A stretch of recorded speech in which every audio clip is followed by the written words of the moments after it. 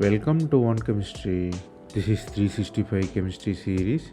Daily one question for you. Here you have cyclolactone. You are attaching with trichloromethane and you are using diethyl aluminum chloride. You have to find what will be the final product. The answer lies in the basics. First step, you are using aluminum. It's a Lewis catalyst. It attacks the oxygen, open the ester there. So lactone become open ester. It form acyl cation. Acyl cation is stable. It's like Rutherford's acylation. So it attacks the benzene. Acylation happens. After the acylation, aromatization get back. You have final product.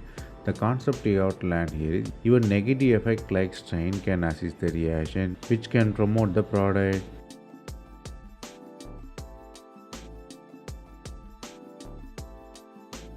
That's all from this video. Thanks for watching.